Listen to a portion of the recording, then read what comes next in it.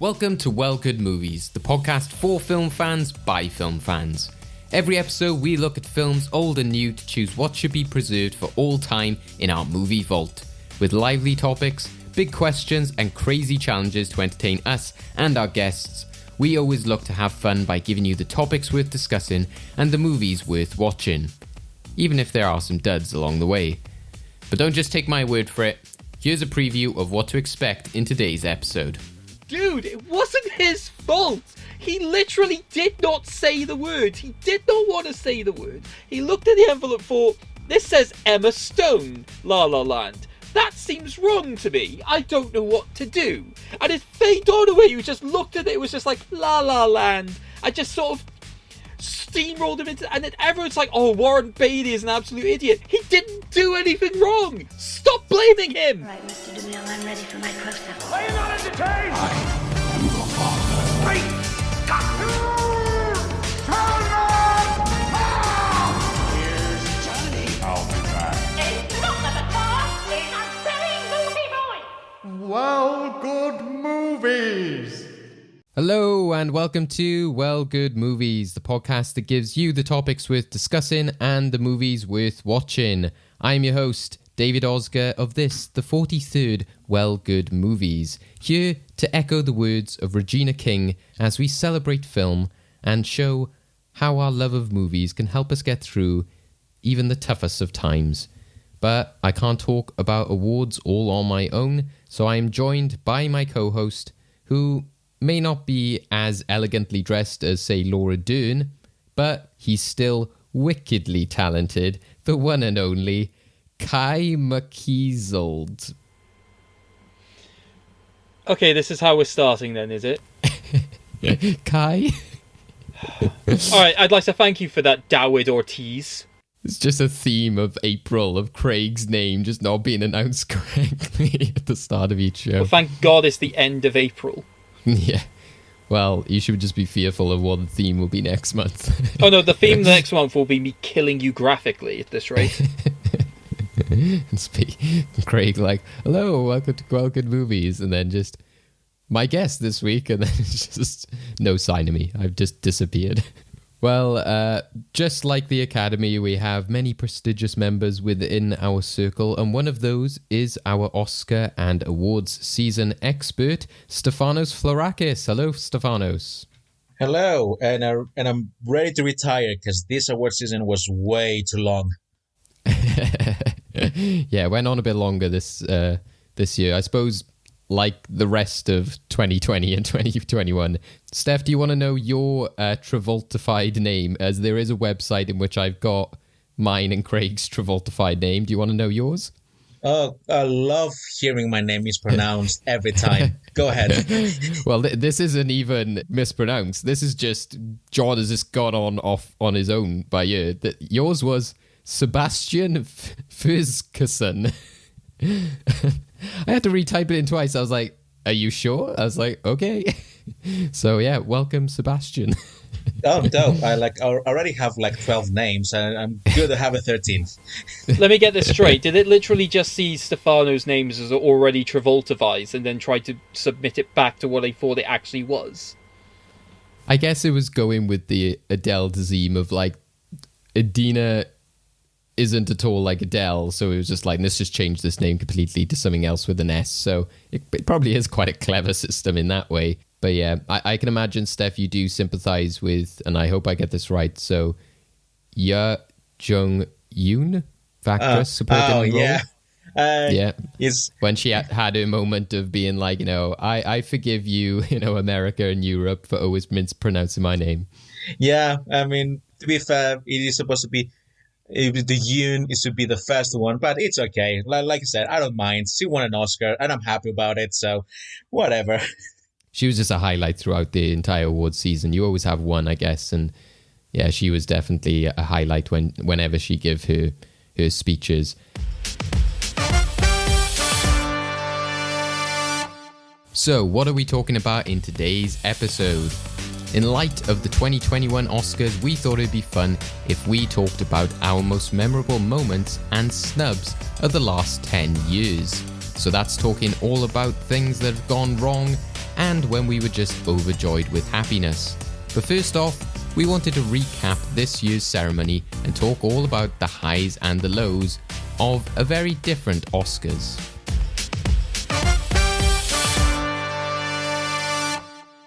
So, it was an interesting show. It was 58% down on its viewership from previous years, but again, I think as a lot of people are saying, it's kind of understandable, and the proof's in the pudding, as you know, especially film fans like myself and Craig haven't been as interacted with this awards season, which I think is the case for a lot of people, and the fact that they've put so many films behind barriers and walls.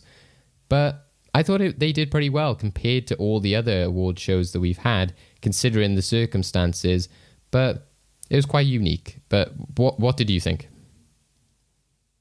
You're right. This has been a very weird and difficult season. And as we said before, that we compare it to other sports, and very similarly, other sports organizations face very similar issues. Although on different extents, on different circumstances, but overall, like every other part of the industry has been affected by the pandemic. But what I found it to be fascinating is the new mechanics that we'll have to use with these circumstances. So a lot of Zoom calls, which in some cases it's fine, in other cases it's a bit anticlimactic. I have been very lucky to have seen all the nominated films, and I'm still very surprised that I managed to do that. I went through a lot of virtual festivals, and I used a lot of my savings to buy virtual tickets, which is true. It's not as exciting as getting an actual physical ticket to see the film on the big screen. But I'm glad that I did a bit of my part to help some of these facilities and associations, which they really benefit from that. So when we were going to the Academy and to that ceremony, we had heard a lot of things about it. And up to that point, we have seen multiple other different awards. Some worked better than expected, and some not so well, almost terribly. I'm looking at you, Golden Globes. And because they were having Steven Soderbergh as the producer of the show, there was some level of expectation. And I have to say that in the beginning, I was really loving the ceremony.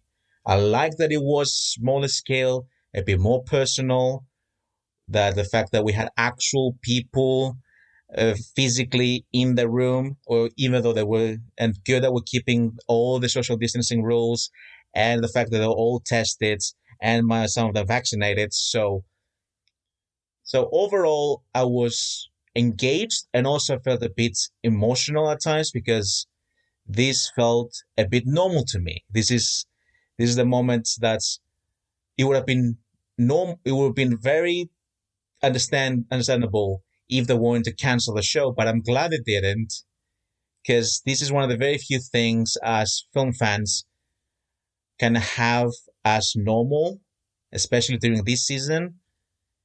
And in the beginning, especially what Regina King was saying in the beginning, and I love the opening with the title cards, which felt like a film, and better high def cameras and all of that stuff, which I want the Academy to do every year now, because this looks really nice and very crisp.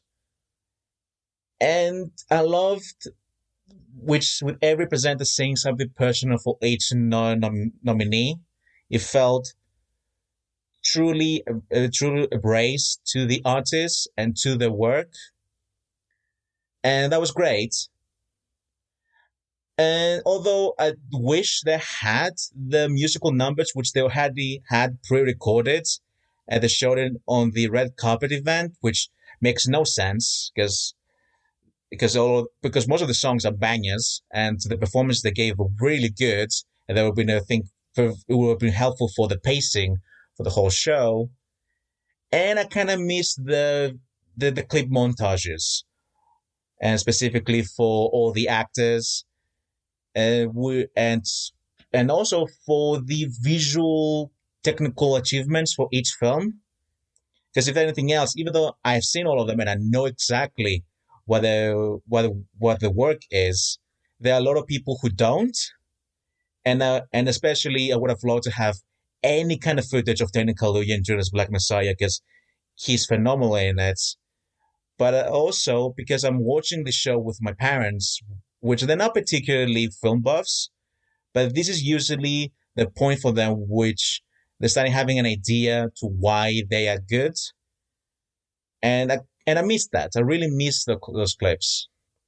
But besides that, I was enjoying it. I liked that all the speeches were in full. There was no musical cue to cut them off. They were being real and personal. Until the in memoriam happened. And that was... It's strange that they gave so much time for all the winners to say as much as they want, but for all the artists who had passed away, they got the absolute minimum.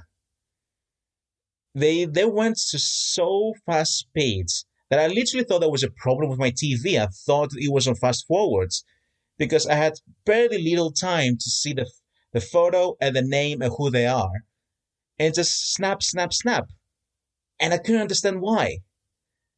And it was even worse when they were being more slow on certain people and then for other people a lot more faster. And then it came to the end, which they did the most bizarre thing, and not finishing with the best picture category, but with the best actor, which we're going to talk about that later.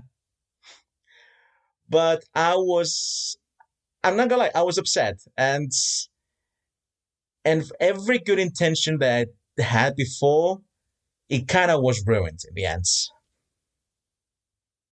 Yeah, I think the in memoriam, that can cause controversy even on a normal year, but it did seem odd this of all years, like you said, because they'd given so much time to the speeches, but also because people in general had experienced so much loss already within the year, especially. And to have like Angela Bassett do that like great like speech before it, etc. as well was like really powerful. But then, don't get me wrong, I love me some Stevie Wonder as well. I liked, having that there. But yeah, it was just like you said, the fact that like so quickly, and the fact that you've got actors like Ian Holm coming up, and then you don't even get to see like a clip of him in something like Alien or like Lord of the Rings. You're like, what? And that's why I used to like is when they went to like the moments of the actor, etc. So especially having like Christopher Plummer or someone like that, there's so many actors and actresses that we've unfortunately lost. So for them to not be given their moment in that way was unfortunate. And the fact that they left out like Jessica Walter, I was really surprised that she wasn't included. I thought that was very unfortunate. I think Naya Rivera is another one that people have pointed out. But yeah, the whole ending on the actors thing is just bizarre to me. Even again, on any other year, I don't really see how that's like the big award of the night and everyone's like, oh, who's it going to be?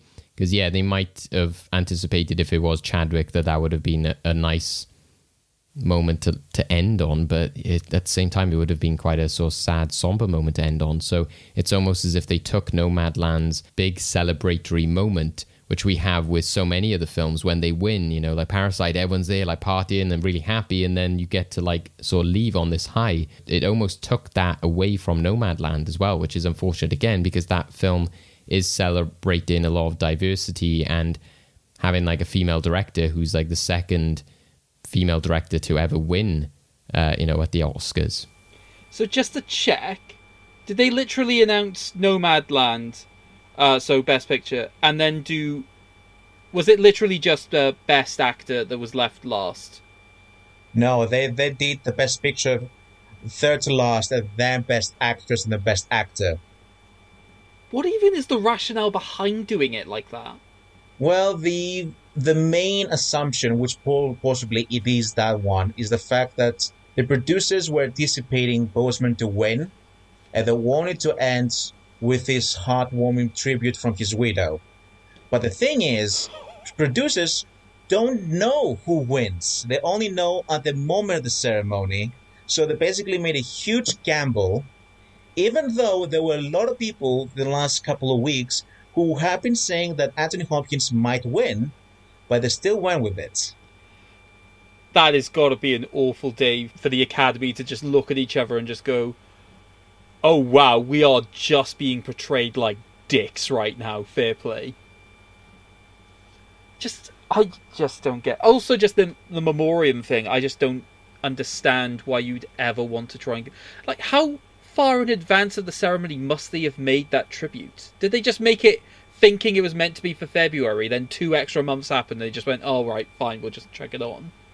Yeah, that's what it seems like sometimes when they do miss out people. You're like, well, did you just not have time to add them on to the montage? But yeah, I think it's an interesting one, and I think that, like Steph said, there's elements of it which I really liked, and I think that even though the venue that they did it in kind of made it look more like the Golden Globes, I don't think it's a bad thing that they kind of got rid of the theater, in the sense that it feels like all these people, all these famous people, like looking at the stage like a cinema. I quite like the casualness of them being at the table and all that kind of stuff. It felt a bit more sociable and a bit more like you were in the room rather than just watching like a bunch of actors just staring at the stage. Yeah, but wasn't the venue this year a train station? It was like San Francisco train station, wasn't it? Oh no, it was the Union Station on LA.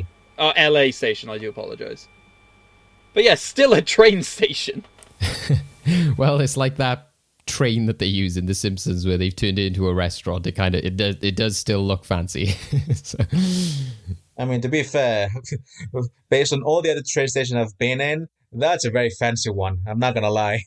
Yeah, exactly. Yeah, but if we want to use the analogy of a train wreck, then maybe that is more apt now in terms of the end of that show. But the only thing I think that the atmosphere and, like you said, Steph, the whole like talking about people's memories and not having the clips and it being in quite a sort of quiet venue, because obviously you can't have the orchestra and all that kind of stuff, does mean that you lose out on the prestige of the show of it in a way. It felt very much like you were kind of sat in a company awards show, like, when like a work does like a sort of like, oh, we're so proud of Jennifer and all this kind of stuff who's done this. It kind of felt like you were just sort of like watching a workplace award show, like a big end of year celebration in which you're just like, I don't know this person personally, like I'm happy for them, but you can tell obviously there's that bit more interaction of actors who are just like, have met each other at parties and know each other. So there was an air of being an outsider almost, which I don't think helps the Oscars in terms of appealing to an audience more in the future, because they have been struggling with their ratings so much. But I don't know how they really save that, to be honest. I don't know how the awards format in general really will survive. It's just not a very modern thing, just by its very concept. Apart from like when you look at like music award shows, but they're very different. They become a concert because they're able to have people perform on stage, etc., and do their big songs and make it this big glitzy event. Whereas film, it's harder because you can't have the film up on screen apart from just clips, etc. Yeah, and you can't really use much music in there because you could end up doing something silly like the 2 surviving members of the Queen being on stage singing one of the songs that the 2 fallen comrades did. You're doing with one guy from American Idol. Yeah, I'm still traumatized by that. But but I do understand what you're saying. And I do think they should have used the clips. They should have used the pre-recorded or best songs and performances. Because even though I was enjoying it, because it is far more on my taste, but I did feel on the midpoint a bit of a flat tone, and it needed to have something to fix the pacing. And also the whole trivia music game was so bad. I don't know why they actually made that thing. I mean, yes, it was extremely entertaining to see Glenn Close doing the butt. Yeah. But again, that she single-handedly saved the whole bit because without her, it would have been just 5 minutes of nothingness, which you could have just spent that time to doing a proper in memoriam. But yes. Yeah, they've had so many like jokes and bits that they've done in the past which have just fallen flat, and yeah, that was one of them. Thankfully, like I say, Glenn Close managed to save it slightly. Lastly, Steph, is just what are the big takeaways for you in terms of winners, losers, etc., which sort of stand out to you as your main five or something like that?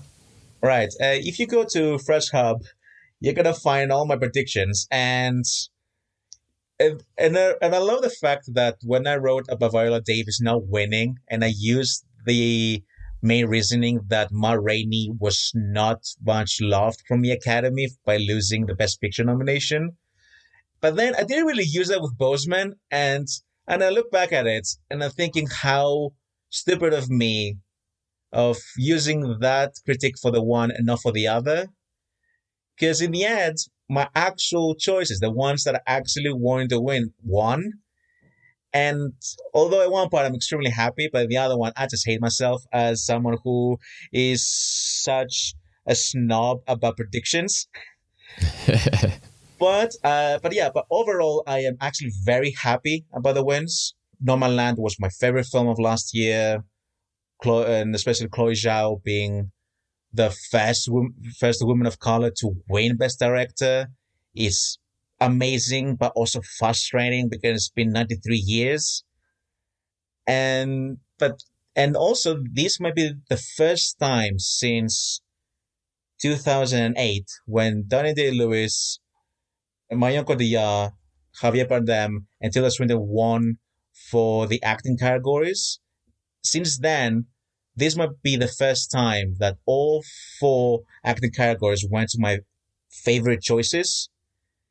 And I'm extremely happy, but I really am angry at the producers for doing the way they did it, because by pushing the 2 lead acting categories to the end, you took away so much from it. Because yeah, Nomadland wins Best Picture, but at that point, I couldn't feel happy about it. I couldn't be ecstatic and emotional for that moment. Because I'm back in my mind, I was thinking, but who wins the other 2 awards? Like, this should have been the ending. This should have been the celebration for this group of people, which also real life nomads were on stage, and the majority of the people in there were women. And I can't think about that. I'm thinking that, but who's going to win Best Actress or Best Actor now? Like, so you're telling me that we have more now? Like, I really, and I'm so angry because they took that away from me. And imagine they took it also away from them. Because instead of talking about Chloe Zhao and Frances McDormand, we talk about the Best Actor category. And it's actually very similar to the whole Moonlight and La La Land. That was because also these 2 films, they not be remembered for their achievement. They remember because of that one stupid mistake. And that same goes for Frances McDormand and Anthony Hopkins later on. Because also you could see McDormand on stage winning for Best Actress, and you could see like, well, there's not much else to say. Like, I already said my stuff, so I'm just gonna quote Macbeth, which I'm like, dope. I mean, she is actually working on a Macbeth film with Joel Coen and Denzel Washington, so I'm like, well, Oscar number 5 over there. Yeah. And then with Anthony Hopkins, it's he gives one of his best performances. I truly believe it was the best performance in that category, but making it so, how can I say, in a way manipulative and commercial, you not only offend Boseman's memory, you also offend Hopkins. Because also, by the way, Hopkins actually did offer to do a Zoom call, and they said, no, we don't want to do Zoom calls. They either say you either go to London to do the satellite hub, or come to LA. Which, by the way, he's over 80 years old in a pandemic. There's no way he will need to risk so much just to get an award. Yeah, the optics of it is not good at all. And I think that, thankfully, Boseman's family have clarified that they don't see it as a snub. You know, Chadwick didn't really sort of care about that kind of stuff. He saw it as more of a campaign rather than an actual, like, achievement or, like, recognition in that way, which is also true. I think a lot of the times, like, the Academy, etc., will highlight people who've been in the industry for so long and they'll award them for their legacy, etc. Whereas, like you said earlier, you know, the Oscars is about a campaign and it's not necessarily always the best performance that does win. But as somebody from Wales, obviously it's hard not to sort of like be happy for Anthony Hopkins, especially when it's dealing with something like dementia, etc. But like you said, I think that the optics of the night just didn't go in his favor, because it just meant that because the evening fell flat then, and you didn't have the celebration of something like Nomadland, and you had the disappointment of people expecting Chadwick to win, in which he did do, you know, obviously like a very great performance, but there was some people who still had that element of like, well, should you win just because he has unfortunately passed away? But it just meant that, and unfortunately, Anthony Hopkins was used as a scapegoat for that. So anybody out there who, you know, I know loads of people on Twitter are saying, you know, for shame on people who are saying that like Anthony Hopkins is to blame for this, because again, it's not Anthony Hopkins' fault that the Academy voted for him, etc. And he did, you know, mention Boseman in his eventual speech. But again, all of the drama which we're used to in the Oscars and makes for these memorable moments, as you said earlier, Steph, in one of the most memorable moments. So that's what we're going to talk about now, is previous top moments from the Oscars and what make them so memorable. And as Steph alluded to it earlier, then I think we'll go to this one first, in terms of likely because it is probably one of the most memorable of the last 10 years. So Craig, what is your memorable moment?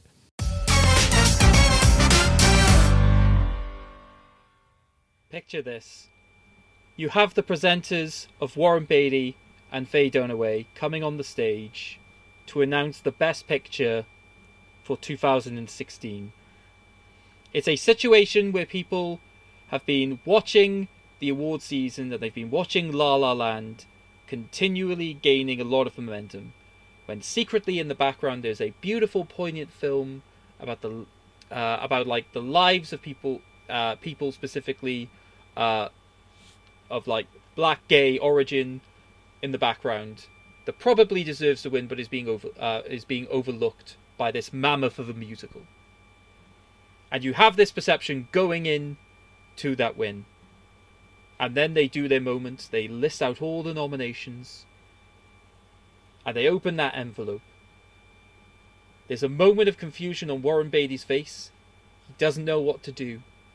He shows the envelope to Faye Dunaway, where she glances at it without giving a moment's thought, just goes, La La Land, and everyone's in roar, and all of the cast and crew, like the producers of La La Land, go on stage. At this point, you then see loads and loads of Oscar staff hurrying onto the stage, addressing to people what's going on, to the point that we're a bit confused.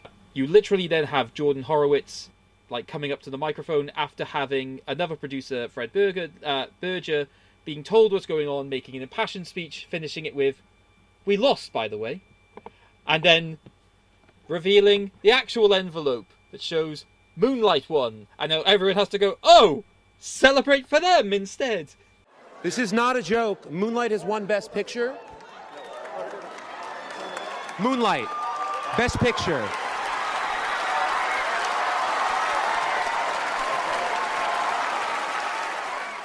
Such a perfect moment to sort of overtake, because there were lots of people who just were not absolutely on the La La Land bandwagon. I think like David and I, at the time, I think we watched it and we were like, yeah, that's an okay film, but I don't think it necessarily deserves to be the best, best picture winner. I think we came out of Moonlight going, yeah, that seems like it would be a more impassioned winner. I don't know how it would ever win. We just had these ingrained biases in our head. The Academy would just never recognize a film like that.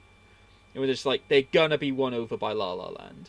But whatever. So the fact that then happens, it just felt perfect, because it was just the absolute overthrow and just the recognition that like Moonlight does deserve, but obviously just jarring in how it comes about. The only thing that annoys me about that moment is that everyone afterwards, even Jimmy Kimmel comes on stage and just goes to Warren Beatty, "What did you do?" Dude, it wasn't his fault. He literally did not say the word. He did not want to say the word. He looked at the envelope for, this says Emma Stone, La La Land. That seems wrong to me. I don't know what to do. And it's Faye Dunaway who just looked at it, was just like, La La Land. I just sort of steamrolled him into, and then everyone's like, oh, Warren Beatty is an absolute idiot. He didn't do anything wrong. Stop blaming him, for God's sake. But even that in and of itself, just all of the memes that come out of that are also just worth it in and of themselves. I think it's probably the most memed moment from the Oscars that I can remember. Especially considering, like, literally you just take the shot where it shows the envelope. Because I think it's one of the few times we actually see the inside of the envelope properly. And people are just putting whatever they want in it. One of my favourites was when Specsavers actually did put, like, should have got the Specsavers on the envelope. But I was just like, touche, Specsavers, touche. That was great. But yeah, that was a great meme format of just having the envelope. And it goes to show as well, like, how dramatic those moments become, because they become so meme-worthy, because it's not just somebody's come on stage and be like, sorry guys, you know, somebody just comes on, very boring, explains what's happened. It's like, no, like that Jordan guy came on like, guys, no, this isn't right, and then like Warren Beatty or someone's holding the envelope like, oh, and he just grabs it out of their hand and goes, Moonlight. And when I was rewatching it, it's the fact that they zoom in on it, and I'm like, that guy right now is just standing there like this as we're watching this envelope, and he's like, you won, and it's so it's so theatrical in that sense. And I guess it's not surprising because we're dealing with actors and people within Hollywood. What I love as well is that the accountant responsible for the mistake from PwC, of course it's from PwC, I have a few friends who are accountants, and they constantly talk about, like, there's a big four in the firms, and PwC is one of the worst ones. That's not a good moment for them, especially considering that guy was told to stay off social media for a bit, especially during the ceremony, but he couldn't help himself. It's just absolute madness. Yeah, I think the next year they were like, we've triple checked the envelopes and all that kind of stuff, wasn't it? Yeah, Steph, what are your memories of this?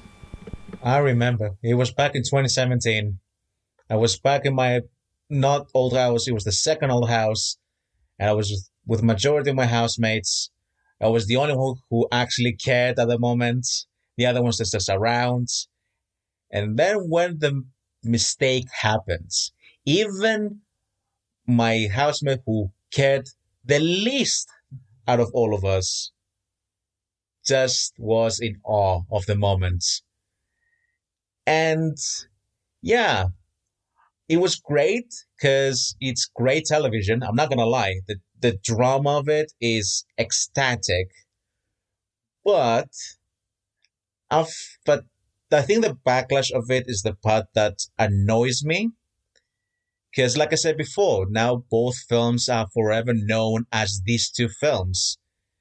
I mean, even Screen Junkies did an honest trailer for La La Land, and then halfway through, they changed it to an honest trailer for Moonlight. And it's frustrating that this has become the legacy.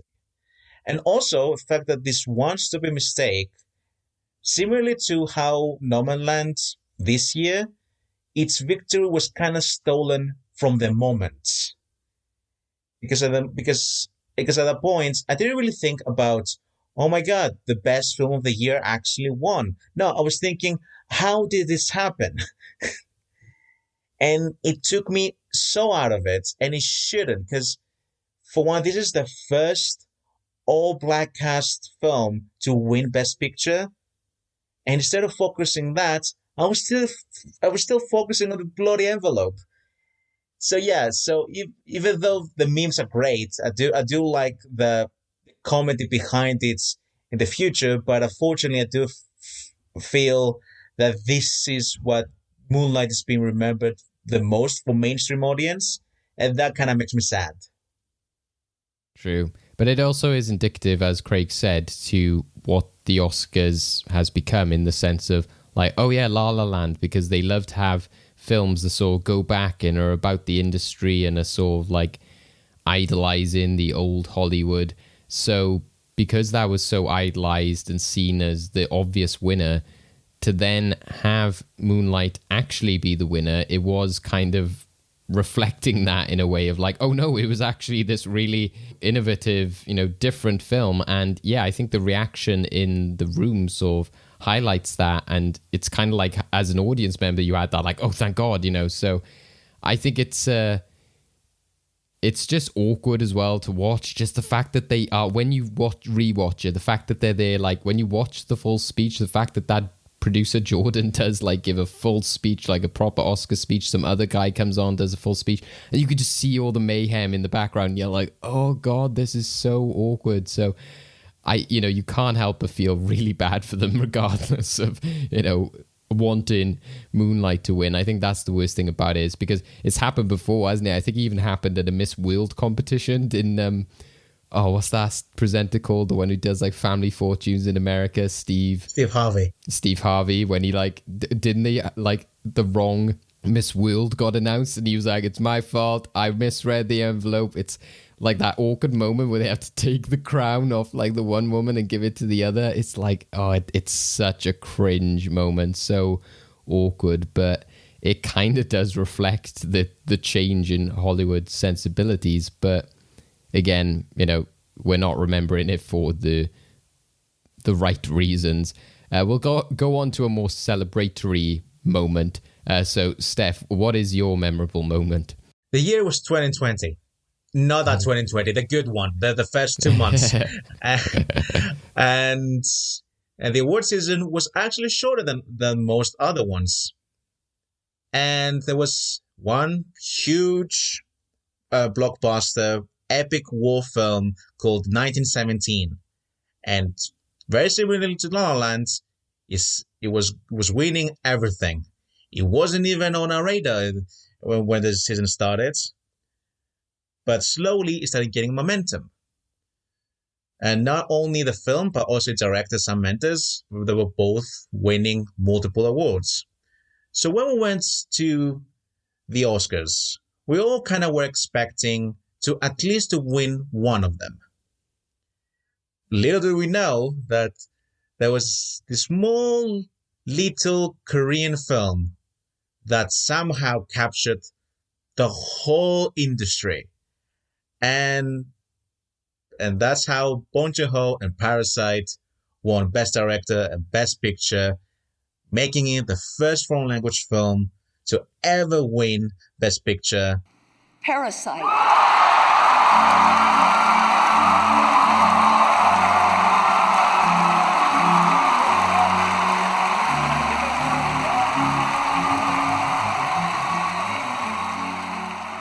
Let's just say that me as a Korean, I always knew that I wanted something like this to happen, but I didn't know how much until it actually did.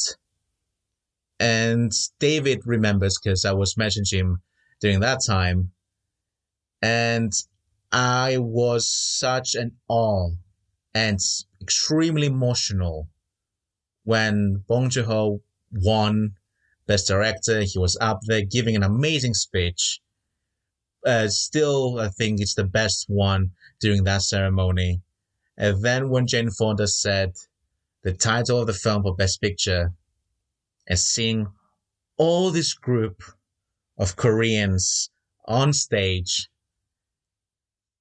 I would say one of the very few moments that I felt real representation of my own culture.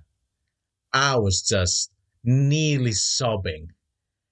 And to be honest, and I think that's why, to go back to Moonlight, I feel for so many people of African American descent or any other Black descent, because that was a moment that I kind of stolen away from them.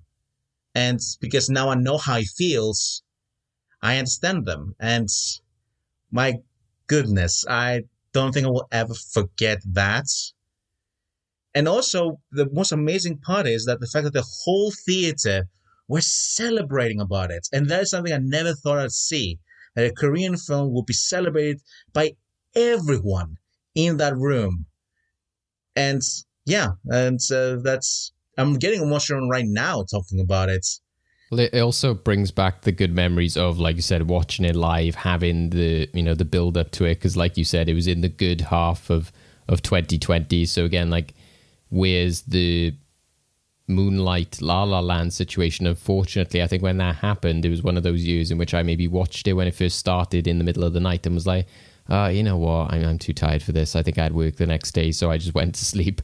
And then when I woke up and saw that on my phone, I was like, oh God, why did I go to sleep? I missed that.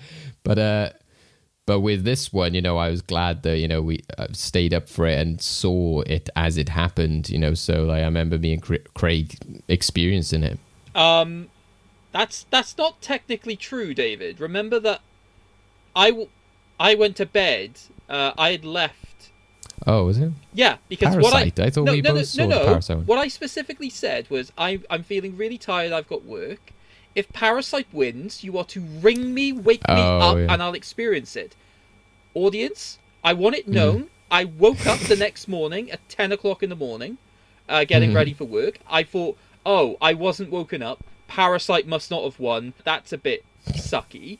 Looking at the news, it says Parasite won. And I'm just like, David, why didn't you wake me up despite me asking you to? He said, oh, I didn't want to wake you. No, that's what I asked you to do.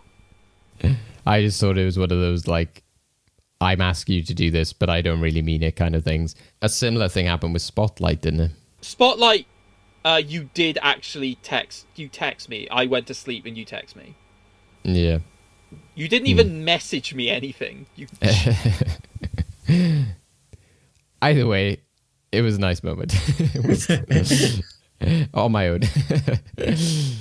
But yeah, like you said, Steph, it was nice for the fact that you were just seeing something different on stage. You were seeing people of Asian backgrounds on the stage, which in itself, you were like, I've never seen this before. And that is terrible. The fact that you had like this big Asian cast fill in the stage, you could feel the excitement, you could feel the love, you could tell how much they were sort of getting on board with it. And the fact that Bong Joon-ho already, when he won Best Director, but he said, oh, I thought I was calming down after, they had won, they won Best Foreign Film Script, and then like that's when he thought his night was done, and then it just kept going on. So that was what was also like great about that moment.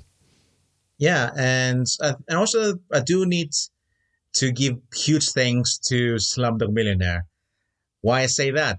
Because it wasn't necessarily the first film, but it was definitely the film that started doing the tradition of the Best Picture film for the whole cast and crew to go on stage.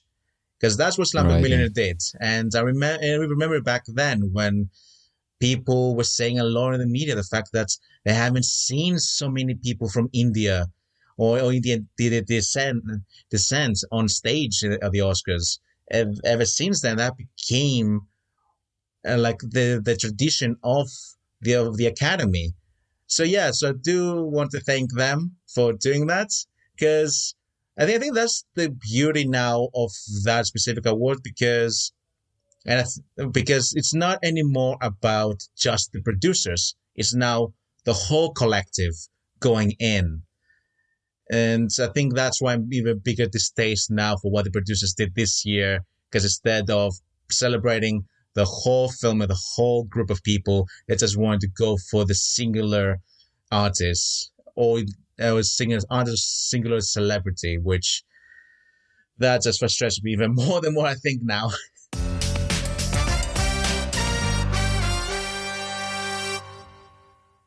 Please welcome the wickedly talented one and only Adele Dazeem. I just love this so much. I could just watch it over and over again because it's just the way that he says it with such assurance. Because even though afterwards he says, oh, I'll explain what happened, and he describes what was going through his head and how he was confused by apparently phonetic spelling, which wouldn't make Adele Dazeem.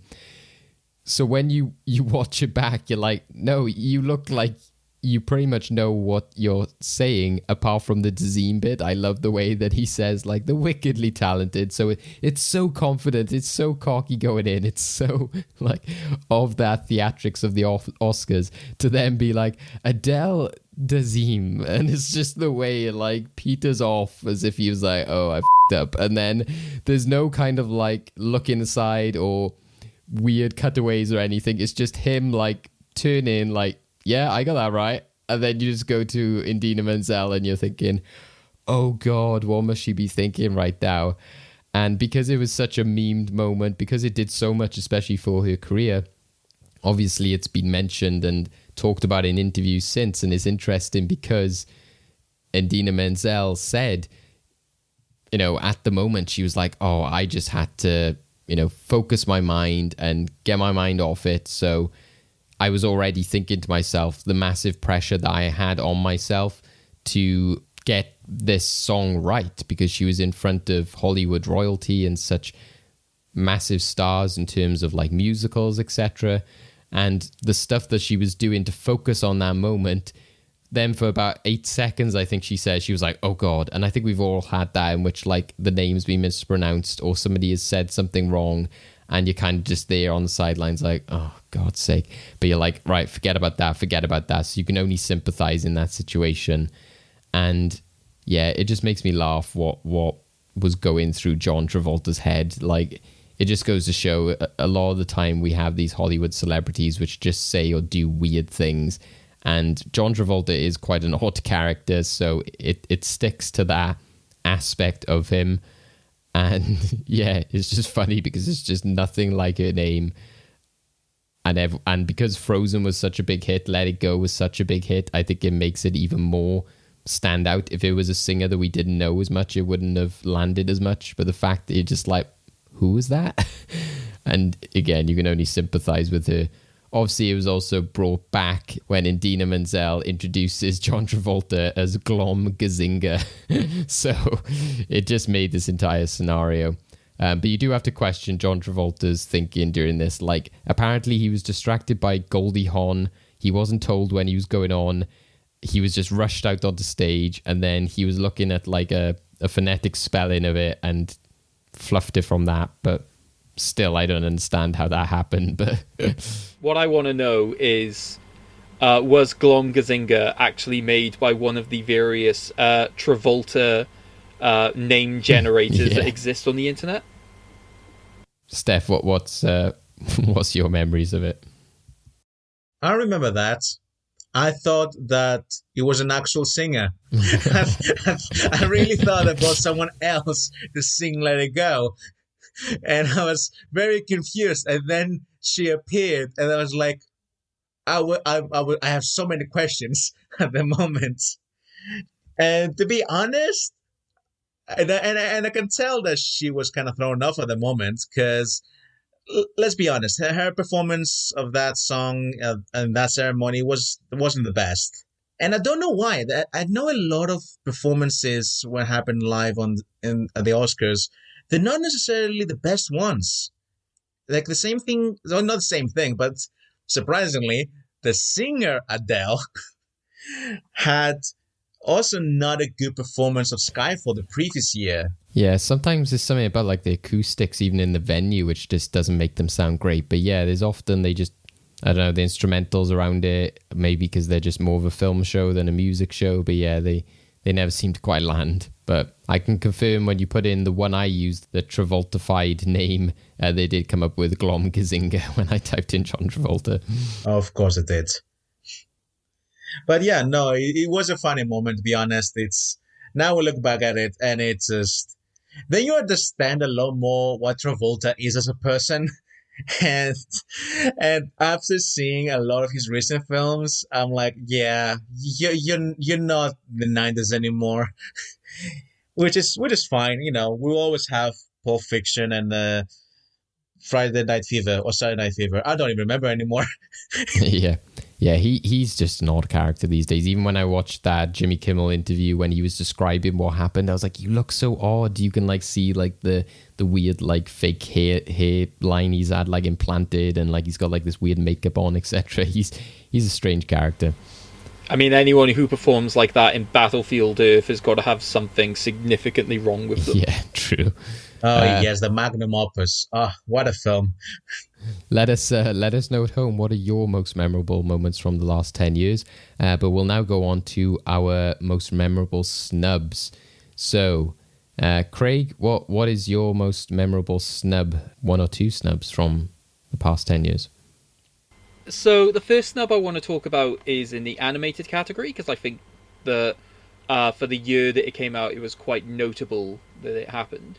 Bear in mind that the Academy have been known to put in some absolute garbage into the best animated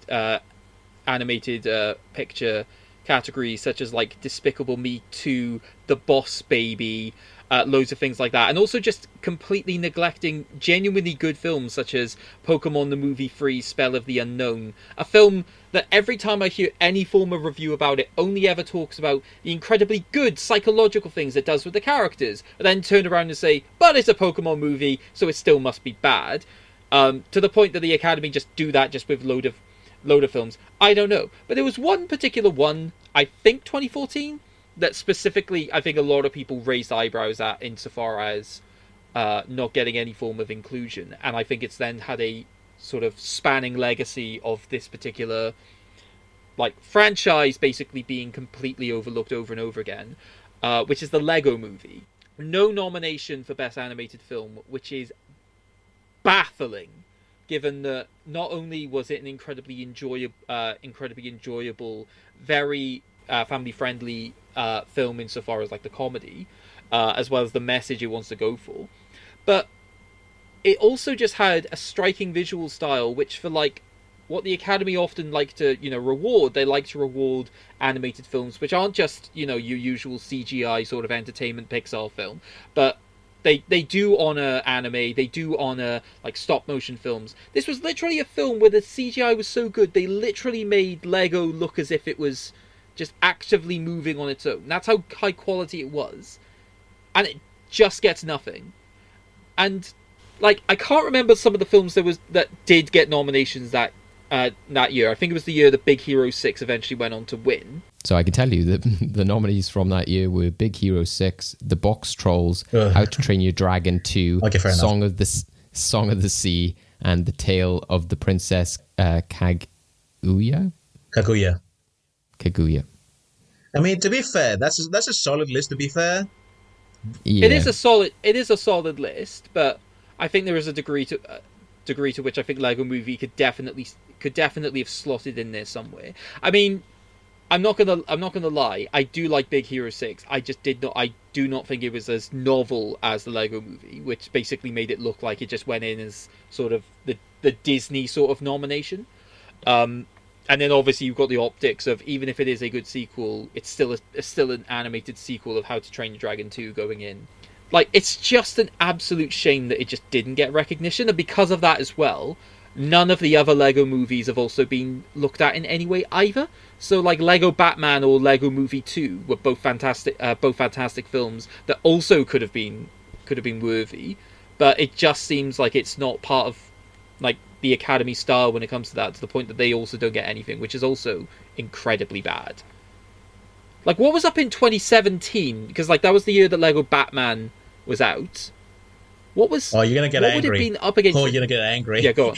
Go on. Okay, the year that the Lego Batman movie was eligible to get nominated, and it didn't, but the ones that did, and I'm gonna name the bad ones because the other I like, The Boss Baby, and Ferdinand. Ferdinand. Oh, for God's sake! What are you doing?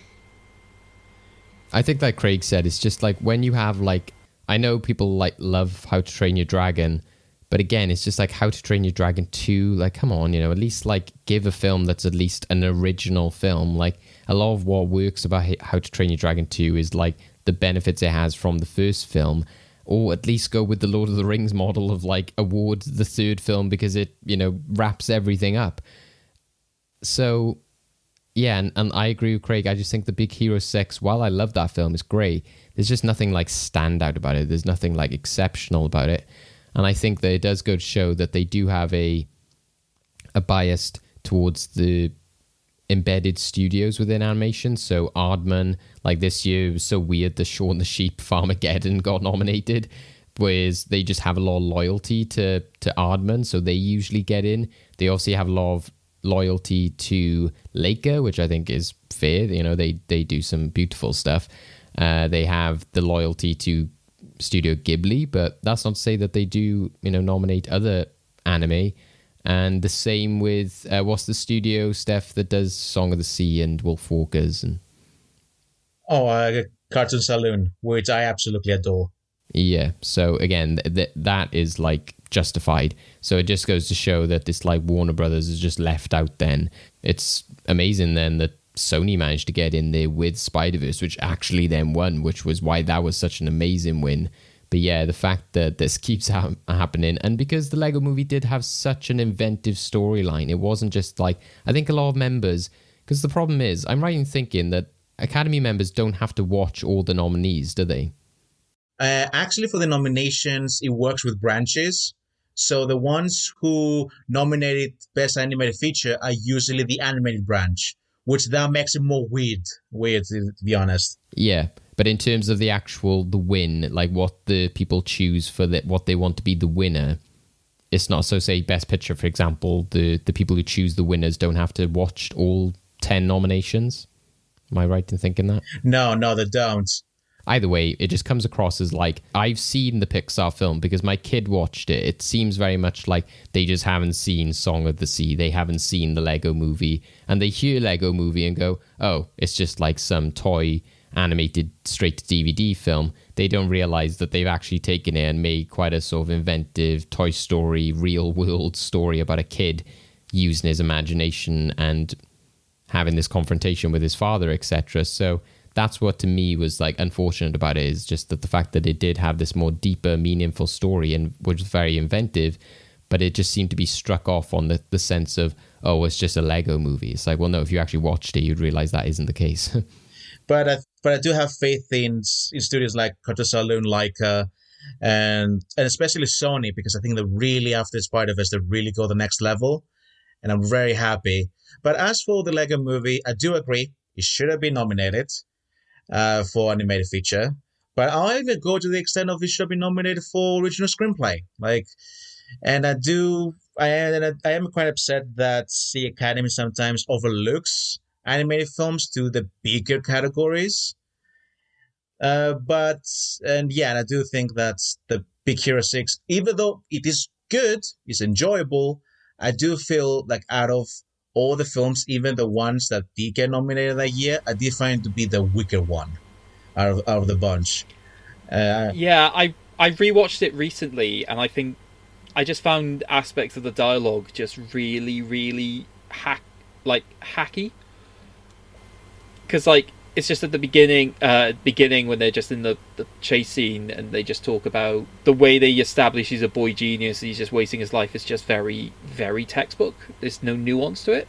Or at least with Lego Movie, everything, because it's done in such a childlike way, they actually get a surprising amount of nuance just by doing dialogue in the very, very straightforward manner. Yeah, everything is done there is done for like a silly way, and then you're like, what's happening? And then you get to the end of the film, and you're like, oh, I get it all now. So yeah, even the sound effects, exactly, perfect. Yeah. Craig, what's your second one? My second one is a little bit more personal. So basically, around the beginning of 2017, I wasn't in a good place for various reasons, and this was around the time where David and I were basically going to watch films that were being advertised as potential award contenders. I think Odeon had a big poster of all the films that they knew were being released because they were trying to go for the Oscar push. And one of the films that they showed that we went to watch was A Monster Calls. I came out of it even more emotionally destroyed than I already was, but generally came out of it loving the film, thinking it was a fantastic story.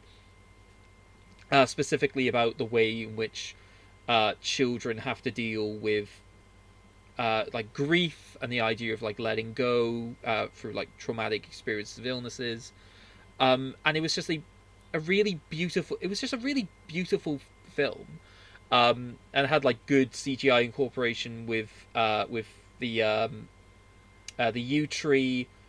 Being played by Liam Neeson, just being done in an incredibly sophisticated way. The way in which they use the stories to incorporate the way that the characters should learn. Yeah, I thought it was beautiful, and particularly, and I will die on this hill. The best child actor I've seen in my entire life so far, in Lewis McDougall as the main character. He was a phenomenal actor, and it was just a great performance. The way in which he dealt with just like the rage and frustration, and I thought, you know what, this could be the first time in a. I mean, I don't know if there are like any rules against this, but Jesus Christ, if there is like an Oscar-nominated contender and a kid, I'm definitely looking at him right now. And then the awards nominations came out. Absolutely nothing from Monster Calls. Absolutely nothing, and I was angry. I was angry as all hell that nothing. In no stage this film has been recognised for any of its visual effects, with what it's done with the yew tree monster, like none of the adapted screenplay, like not even for like supporting actors for like Sigourney Weaver as the grandmother, or Felicity Jones as like the dying mother. Nothing, and I was angry as all hell, because I just think it's a film that people, it didn't even get like best original song for Keane's "Tear Up This Town." Granted, obviously that was a song that wasn't really utilized within the story itself as just an end credit song, but like just they had nothing, and I think it deserved a lot better than what it got. It basically just went the rounds on like a lot of film festivals, to the point that I can't remember the name of it. I think it's like the Gabi Awards in Catalonia. It swept like every category it was nominated for, and like Lewis McDougall was getting a lot of awards for like best young performer, etc. But just nothing at the Academies just made me incredibly sad. Yeah, and the fact you got J.A. Bayona, which directed it, who had a good name from The Impossible, etc. So it's surprising in that sense as well. Steph, what's your feelings on A Monster Calls? Actually, Monster Calls was the first film I watched on the London Film Festival, and it was during my second year here in the UK, and initially I was going to watch, surprisingly, Moonlight during that time, and because I was staying for the whole day, I just wanted to book a second film, because why not? Why not we have a next chance? And now I've become an addict of film festivals. And yeah, it was the first film I watched when I arrived to London. I was also in tears. Yeah, I was really surprised to what it was, and I was very surprised at how little coverage it got from people. And even in the festival, in the theater, it wasn't sold out. It wasn't very busy. And I found it so bizarre because also at that time, Felicity Jones was promoting Rogue One. So I was expecting there would be something down the line, because there are many films in the award seasons that usually do get the momentum in the end. Just like The Father with Anthony Hopkins. That is the film that got into the game very late, but then managed to do something. But yeah, it is a very good film. I do agree. Visual effects, I was expecting it maybe, because the visual effects branch in the Academy are very weird and bizarre. They usually go with a small film. I mean, a good example is the fact that Ex Machina won Best Visual Effects over Star Wars The Force Awakens and Mad Max Fury Road. So it's not like there's no past with the Academy actually caring about smaller films. But to be honest, I think I should be blamed on whoever did the campaigning, possibly. And I agree. I actually do agree with young actors should be in the conversation on acting categories. As it's not as, even though there've been several young actors to get nominated, they usually are put on the supporting categories, which is absolutely insane and wrong, because there's so many films that the kids are obviously the leads. A great example is Jacob Tremblay in Room. For some reason, they were pushing him for supporting actor, even though it is his film. It's his film. If anything else, Brie Larson is a supporting character to him. And yeah, and I agree very much about the whole sentiment from Greg. It is a very beautiful film, very good, and I will even say I think it's even better than some of the films that got nominated for Best Picture. I love Lion, I really do. Dev Patel is amazing, but I do think Master Calls is better than Lion. Yeah, and the fact that the Rotten Tomatoes did the Golden Tomato Awards, and it had it was like second, third place, but it said like Best British Film, Best Kids/Family Movie, which I'm not sure about that. That's quite a dark film for kids. But you know what?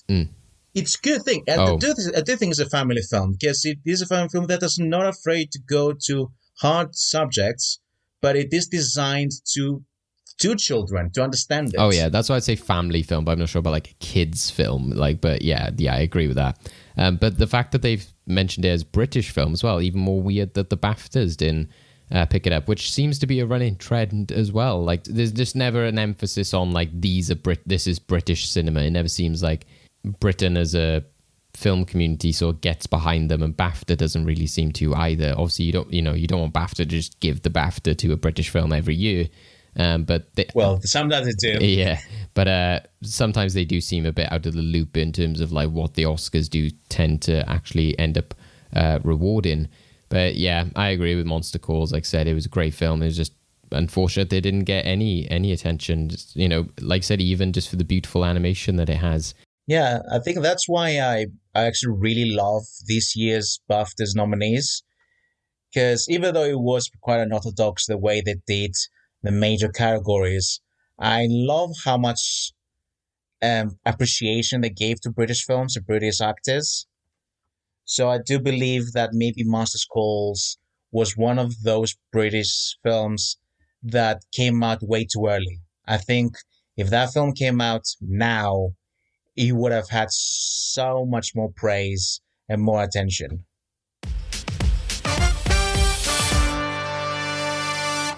Yeah, there's so many snubs through the last 10 years. I could have just said any year that we were campaigning against the Oscar so white. Any of them year, I would say it's a huge snub on all our actors of minorities. But I'm not gonna touch that because that is a whole different conversation for a whole different episode. So I'm gonna go with the ones that I felt far more personal, and one of them is quite negative, and the other one is far more positive. Now, for my negative, it's kind of similar to what you guys have been saying, but specifically, it's about the Oscars of 2017 and the omission of Amy Adams' performance from Arrival at the Best Actress category. And it's also baffling because the film itself got a lot of nominations. It got Best Picture, Best Director, Best Adapted Screenplay. Obviously, the Academy liked the film. So it's baffling to think that Amy Adams, the lead of the film, she carried the whole story from beginning to end. And I'm not going to spoil anything, but there's some twists in there that truly are believable because of her performance. And she didn't get a nomination. And it's baffling that she gets nominated for other Oscar baity films, but when it comes to an actual thought-provoking, unique sci-fi drama, she doesn't get it. And to be honest, one of those things that after not getting a nomination, I was thinking, oh God, that means that Amy Adams will win at some point, but she will win for a far, far lesser film than this. And I was really frustrated because also she was getting nominated in everything else. So it's not like a Master Calls, which, it unfortunately didn't have much campaign to push the film to get a nomination. No, Amy Adams was getting nominated in everything except the Academy. And instead, once again, Meryl Streep in Florence Jenkins whatever thing, which even Meryl Streep, it's obviously shows that it was not one of her best works. And I think I got even more frustrated when the ceremony started, and when it came to the category and they have the acting clips. When we went to hers, it was just this one comedic part of her singing terribly, and everyone was laughing. And in my head, I was just thinking of all these clips that they could get from Amy Adams from Arrival that had me in tears. And they didn't pick that; they picked the other one. Also, I do want to say the film, she's not even the lead. Hugh Grant is the lead. But yeah, that's the one that frustrates me the most. Yeah, no, that's understandable and interesting as well. We're talking about like another year now, so we've almost got ones from every single year. And I definitely agree. You know, I love Arrival, and like you said, a lot of it hinders on her performance, and because of the twist, the stuff you see with her facially and the way that she reacts sells all of that. So I think that is fantastic. Again, you know, difficult. It was up for, you know, Best Picture, etc. But yeah, in terms of like leading actress, yeah, you got Emma Stone in La La Land, Isabelle Huppert in Elle. Yeah, so I can't. Natalie Portman in Jackie, I've seen that, but so yeah, I can't speak for like Elle and Love Him, but yeah, I know what you mean. So kind of like the DiCaprio effect, isn't it? Where I felt that he was nominated for The Revenant, whereas he should have won for something like The Wolf of Wall Street, or for, you know, a role that was more deserving. What's your second choice? My second is, like I said, far more positive, and it's actually back in 2019 when Glenn Close was the forerunner for The Wife, and very similarly to a lot of other actors and directors like Sam Mendes and Chadwick Boseman, they all were winning in every ceremony, and not only winning, but also Glenn Close was giving those great speeches, full with empowerment and strength and versatility that a legend like herself would have. So this seemed like her moment to actually win. And then the Oscar night happens. Not only she didn't win, but it was my favorite performance in that category and possibly in the whole year. And it was Olivia Colman for The Favorite. And her surprise was my surprise, was everyone's surprise. And it was beautiful. It was, for me, was something I didn't expect it to happen. Because no one did. No, because up to that point, she only won a BAFTA. But at that point, we were all thinking, well, she's British. It's a British Academy. It's very normal to give the awards to one of their own. But man, that made my day. And her speech, it was amazing. It was so pure and wholesome. It was obvious that she did not make any plans or any kind of rehearsal. It was pure Coleman. And actually, even Yoon's speech this year, where she won for Best Supporting Actress, very similar to that, which, funny enough, Yoon defeated both Coleman and Glenn Close. So, yeah, very sad for Glenn Close, sure. I mean, like, especially with this year, she lost 8 times. So, but I do feel that the better performance won, and she's a delight.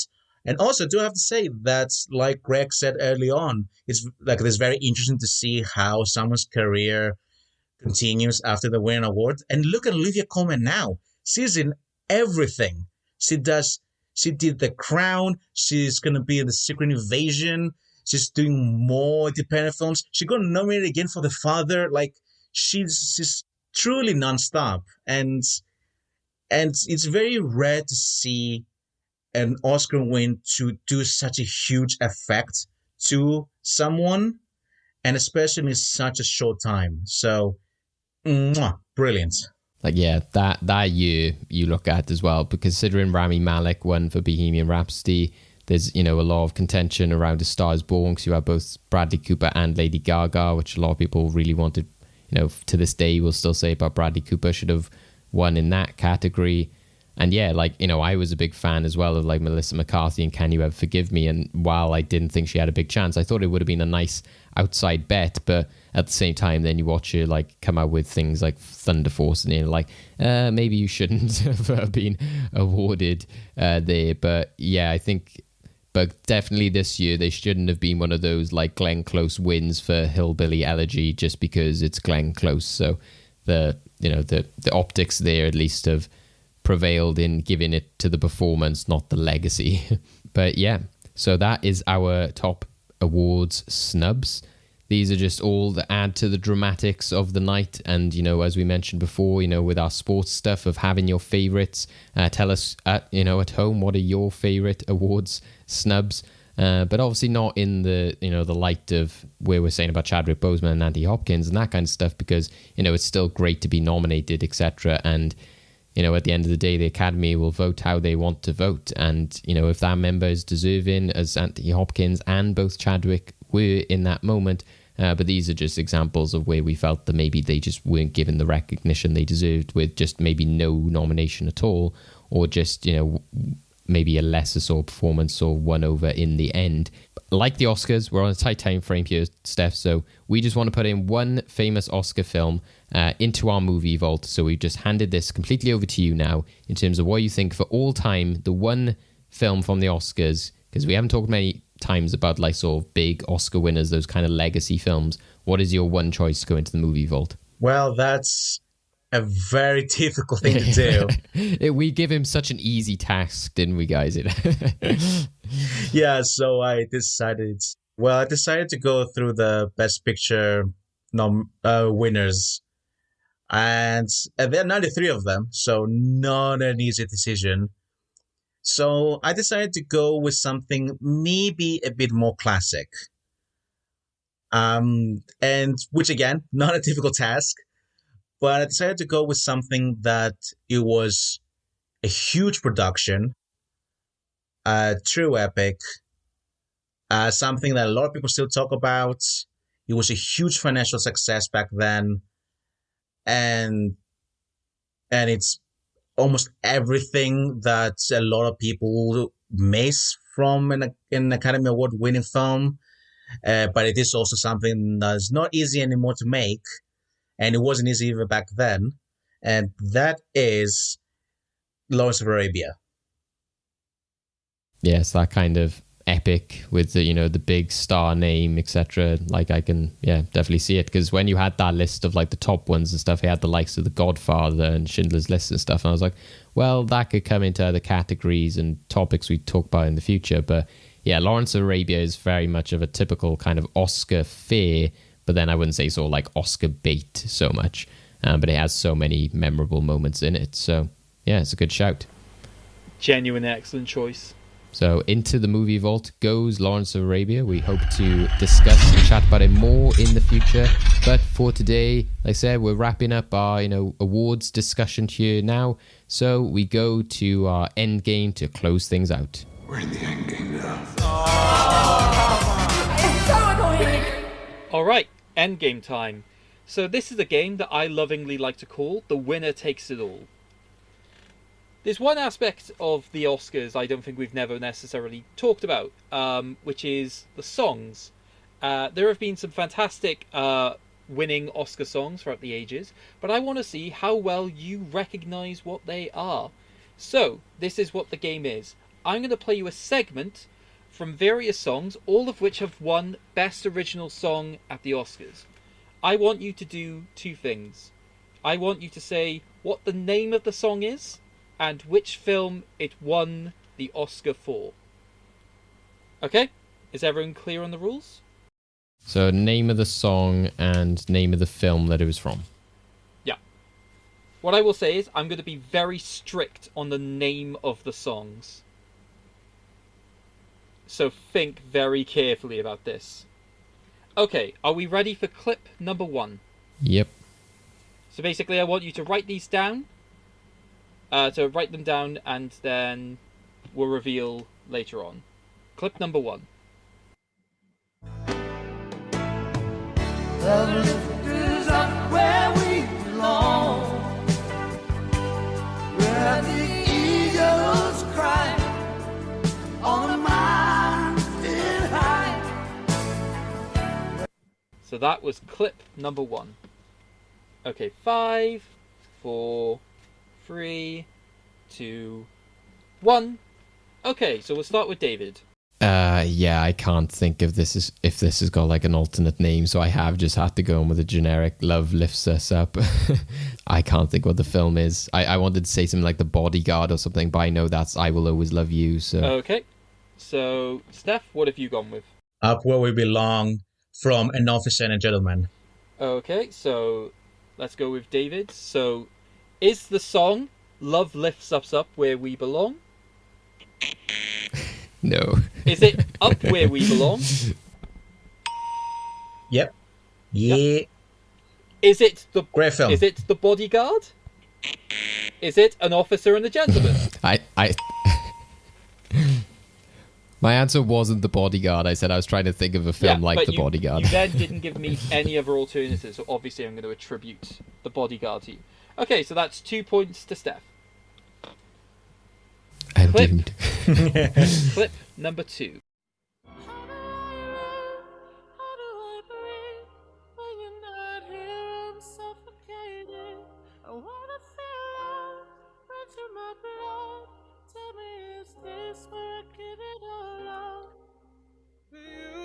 Alright, what song and film is that? 5, 4, 3, 2, 1. Steph. The writing's on the wall. From Spectre. David? Yep, The Writing's on the Wall from Spectre. Just checking, are you both putting the writings on the wall? I put writing on the wall. Writing. Sorry, I was too into the mood. Sorry. Watching you... Well, I say watching. Hearing you both panic when I bring that up. So, is it Writings on the Wall from Spectre? Indeed it is. So that's 2 points each. You're very lucky, guys, that you're not seeing me mouthing all these songs. Okay. The emphasis on No Time to Die for so long, though, was getting me, though. I was like, what is it? I was like... I mean, oh my god, can you imagine the audacity if I tried to put No Time to Die in this, despite the fact that... Alright, clip. That would be so offensive. Be like, come on, we haven't seen the film yet. Clip number 3. Deep in my heart, I'm concealing things that I'm longing to say. Scared to confess what I'm feeling. Frightened you'll slip away. Alright. Song and the film. Alright. 5, 4, 3, 2, 1. David, what is it? I don't know. I just went for a random guess on this. It sounded like a musical to me, so I'm going with Love Never Dies from Phantom of the Opera. That famous Oscar-winning film. Steph, do you have any ideas? I want to say the song is The Way He Makes Me Feel, and it's from Yentl. Okay, so we'll start with David's Phantom of the Opera incorrect guess first. Is it from the Yentl? Ooh. Oh, shit. It's actually You Must Love Me from Evita. Yeah. Oh, I hate me. I hate me so much. At least I was right about the musical thing. You were right about it being a musical. What I was hoping is you'd recognise that was Madonna singing. Right. Oh, I hate me even more. Yeah, that's always the difficulty with the Oscar songs is it a musical or is it something else? Well, that's what made me think the Phantom of the Opera, although not a good adaptation, again, the likes of The Greatest Showman have made it in there. So, you know, when they're scratching, scraping the barrel for songs, they might have just been like, Right. Clip number 4. Who knows what miracles you can achieve when you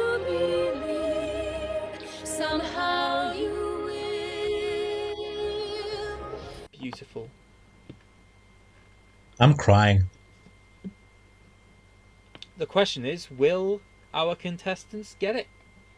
In 5, 4, 3, 2, 1. David. So it's definitely the Prince of Egypt, which I'd be ashamed if I didn't know that.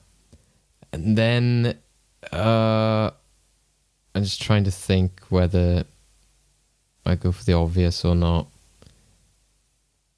Yeah, I'm going to go for When You Believe. Steph? When You Believe, the Prince of Egypt. And you are both correct. Hooray. I was worried it was going to be Believe or something like that, and I'm like, God damn it. No, that's it. I'm glad you didn't go for what is often the trap that some people fall in with that song is thinking it's called Miracles. Okay.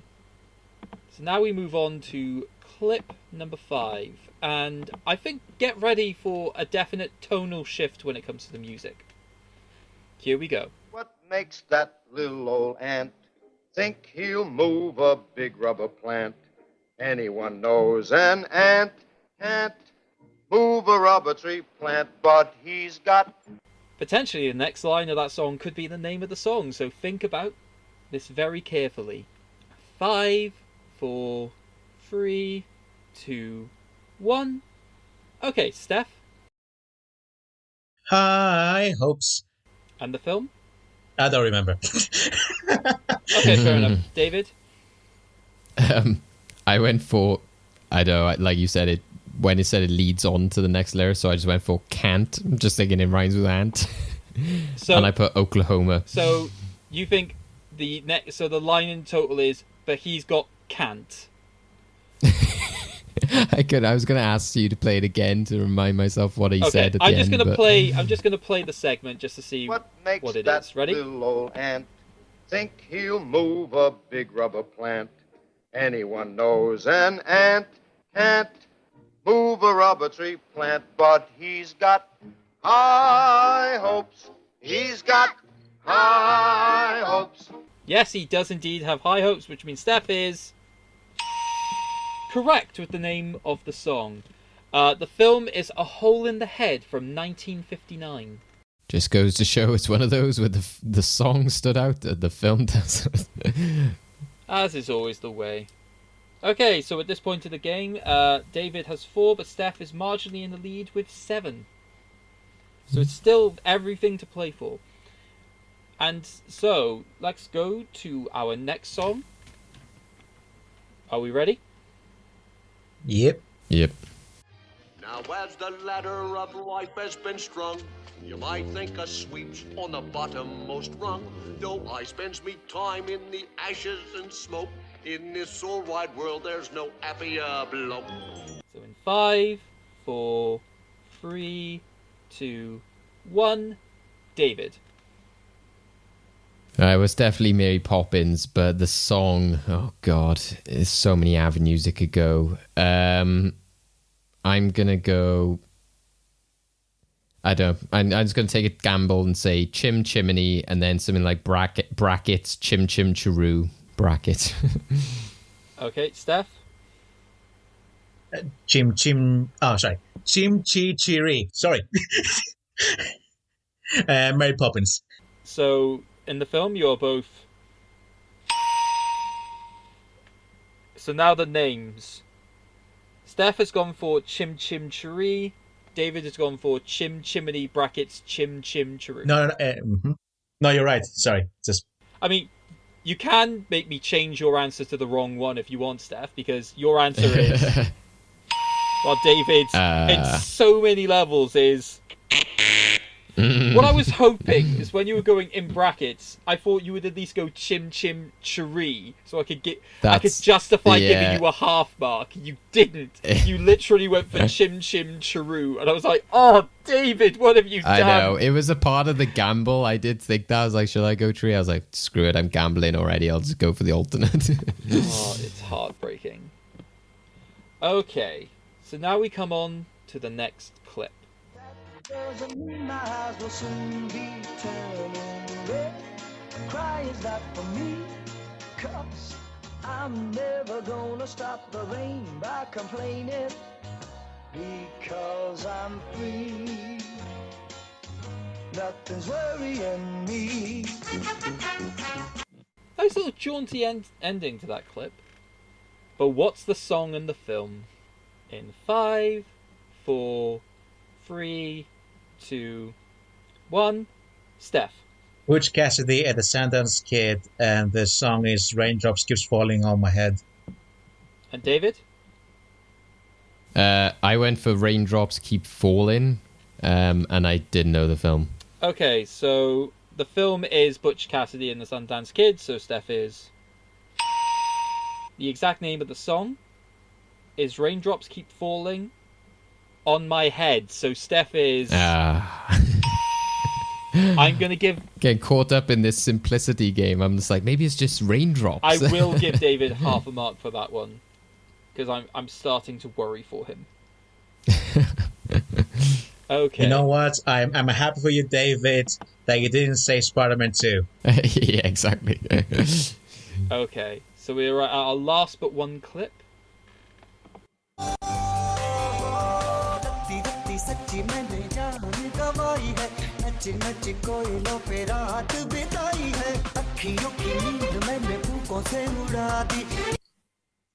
Alright, what is that? You guys are so lucky you don't see me right now. Oof. 4, 3, doing the dance moves and everything. 2, 1. David. I'm going with Jai Ho with an exclamation mark, though I hope that doesn't hinder my point. And Slumdog Millionaire. And Steph? J-Ho, Slumdog Millionaire.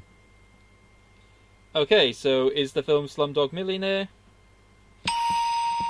Yes, it is. Is the song Jai Ho? It is.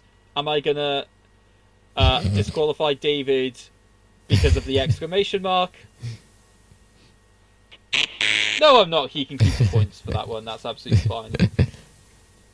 So to be clear, it doesn't have an exclamation mark. I don't think it does, or certainly nothing that I've seen suggests that it does. Okay. Okay. So now we're on to our final clip for this game. Why can't they understand the way we feel? They just don't trust what they can't explain. Well, I know we're different, but deep inside us. Should be a nice, easy one to end off with, which basically means that Steph gets more points. Steph? You'll Be in My Heart by the great Phil Collins from Tarzan. And David? Yep, You'll Be in My Heart from Tarzan. I know Steph was singing along to that one, definitely. He was just there like... So is it You'll Be in My Heart? And is it from Tarzan? Yes, it is. So that is the end of the game. So David has a respectable 9.5 points. But the winner of today's game with 15 points is Steph. Yay. Yay. It would have been nice if I had at least known one that Steph didn't, but, you know, still respectable. I mean, the fact that Steph didn't know all of them, I think, is telling. So it's something. No, don't worry. I'm beating myself for not knowing Remember Evita. Oh my god. Yeah, well, congratulations, Steph. Thank you for coming on the show today. We've had fun talking all about our favourite Oscar moments, recapping the 2021 show, talking about Oscar snubs. And yeah, it's just always fun talking about the awards season. And hopefully next year we'll be able to talk about them when we are actually going to the cinema and viewing them. And as Steph said earlier as well, you know, if these digital festivals and films are only on rental as well, if you can, you know, if you've got the money to do that, then support them in whatever way they can, because it's important to support them when they are having to use these more alternative digital methods, or when they're having to only be on rental. And that'll be very telling in the next few weeks for myself when cinemas reopen. If they don't bring some of these films to the cinema, such as Minari, etc., then I will go and rent it at that point as well. Stefanos, where can you catch you, and any last things from yourself? Yeah, you can find me on Twitter at syflorakis, where you can just see me just retweeting the same old jokes, the same old memes, but just having fun with it. And you can find me on Letterboxd. There's going to be a link on my profile where you can see me make short comments and very small reviews on each film I watched in 2021. 2 days ago, I surpassed the 157 films. I'm very tired, but it's great. And as for final thoughts, like David said, if you can and if it's safe for you, go support local cinemas. And if possible, if you want to rent any films, I would suggest to go to either Artificial Eye Curzon or the BFI. You don't need to rent anything on Amazon. Jeff Bezos is just fine. He doesn't need your money. He has all the money in the world. So go support all these other associations which do try to help every independent cinema out there. Jeff Bezos is Lex Luthor. I don't know if people have seen, but he recently wore a jumpsuit and was in a mech or something, and they compared it to Lex Luthor in the comics. I was like, he's Lex Luthor. He's evil. Our only salvation is for him to get divorced multiple times. Yeah. And also, like you said, Stefanos, you can catch what your predictions were and what actually the winners turned out to be if you want to recap the winners of the Oscars over on freshtakehub.com, where you've got your article. And you were also on Capes, Cows and Masks with myself reviewing Falcon and the Winter Soldier. So lots of stuff to go find you on. Yeah, and we're going to have a review on Invincible, the first season. Yeah, exactly, yeah. So lots to look out for. And I'm assuming, will you have internet when you're self-isolating after you travel? Oh, yeah. Will you be able to watch lots of films during that lockdown period? Oh, don't worry. I'll always find material to watch. You'll get to 300 on Letterboxd at that point.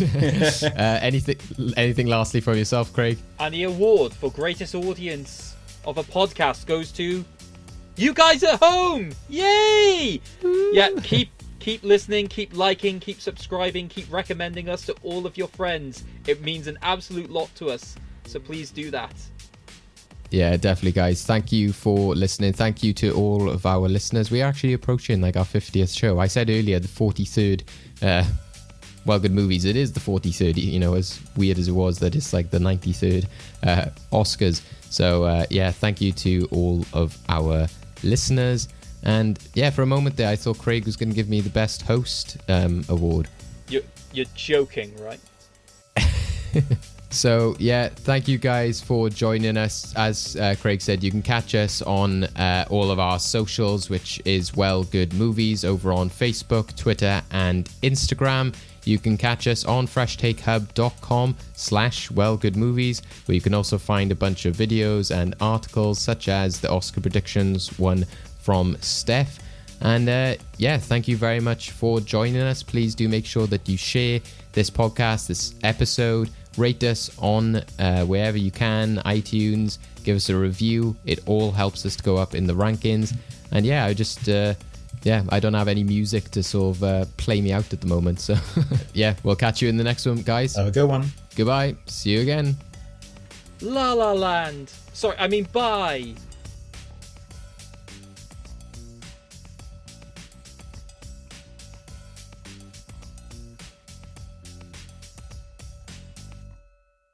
Please welcome the wickedly talented one and only Adele Dazeem.